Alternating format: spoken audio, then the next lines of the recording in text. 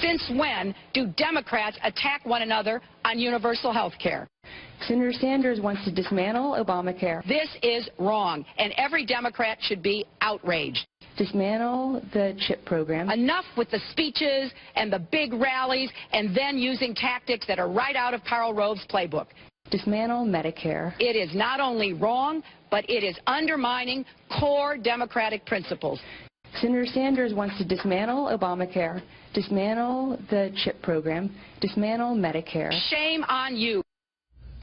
Well, that is an American Crossroads ad put out today and deals with, obviously, Hillary Clinton back in 2008 and Chelsea Clinton on the campaign trail for her mother in 2016. We're back with the panel as we look at the latest polls here. CBS, New York Times nationally. This race has completely changed. Hillary Clinton was up 20 points in December, now only 7, almost within the margin of error there. Quinnipiac out yesterday in Iowa. Sanders now up 5, and this is again a switch. And then the Real Clear Politics average of the latest polls in New Hampshire has Sanders up 6, a little bit more than 6. Back with the panel. Julie, this race changed. It did. I mean, we always talk about how we don't want to look at a poll in isolation, but when you look at these polls taken together, there's certainly a trend there where Sanders in both the early voting states but also nationally is either leading Hillary Clinton or is creeping up on her. And he likes to say on the campaign trail, and I think this is a very true statement, that in the Democratic race, there is one campaign that has enthusiasm, energy, and momentum behind it, and that is the Sanders campaign. Even if Hillary Clinton goes on to be the Democratic nominee, and I think it is still likely that she will be, the energy is elsewhere. It's not with her at this point. Both in crowds, as we see on the Republican side with Donald Trump, but also in, as you say, grassroots, MoveOn.org and others. Here's what Hillary Clinton said about the state of the race. I always expected that this would be a tight race. That's the experience that I've had, certainly, in politics. And I'm very happy about where my campaign is, what we're talking about, the reaction we're getting. It's going to be a campaign that goes right to the wire. Here's the real problem, though, George. In every poll that asks this question about honest and trustworthy, it is completely upside down. Fox News, honest and trustworthy, Hillary Clinton, yes, 36%, no, 62%. Quinnipiac, released yesterday, honest and trustworthy question, and there you see compared to Bernie Sanders, honest and trustworthy, 93% to 3. First, it's unclear what you do when you're upside down on honest and trustworthy. If people don't like your agriculture policy, you change your agriculture policy. I don't know what you do about this.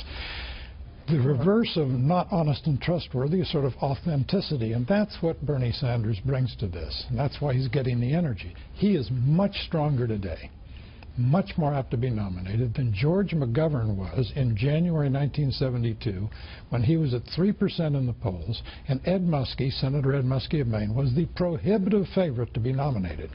In June, it was all over and McGovern was the nominee. I talked to one Democratic operative who said if Bernie Sanders came out alongside Elizabeth Warren and said that they were going to run as a ticket together, that they might run the table in this environment. I think that's possible because she's a plausible national candidate. I still don't think that Sanders is. I think there is a lot of enthusiasm. When Hillary says, you know, I always expect it will be a tight race, in a one-on-one with a 74-year-old socialist who honeymooned in the Soviet Union and, as Lindsey Graham said, never returned, it's a little bit hard to believe. George asked, you know, what do you do if your numbers on honesty are, you know, 60 against 30, 2-to-1 upside down? Well, the answer is try the truth. The problem is, you know, this is now 30 years late on that, so there's no way she's going to reverse that. But Sanders is not the threat. Once they go south, I think he has zero chance. It will make it interesting. We'll have a lot of storylines about New Hampshire, Iowa, but there's no, I can't see a path. What can happen, the person who will decide the nomination on the Democratic side is the FBI Director, Comey. If he decides to do a criminal referral, I think she can collapse.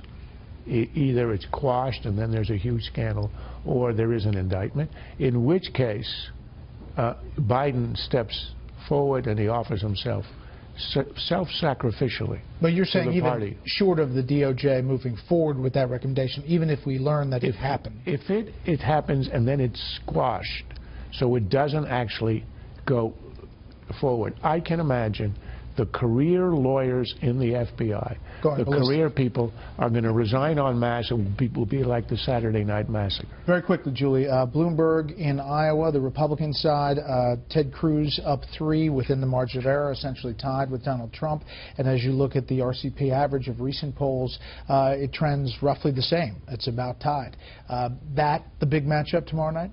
Yeah, I think you're going to see sort of all these candidates on one stage, but 2 distinct races happening there. You're going to have the Cruz and Trump race, which has become very heated after months of some relative civility among those 2 men. And then you're going to have the fight to be the establishment favorite. Right now, Rubio has a slight advantage, and you've seen everyone else go after him. So 2 races, 1 stage.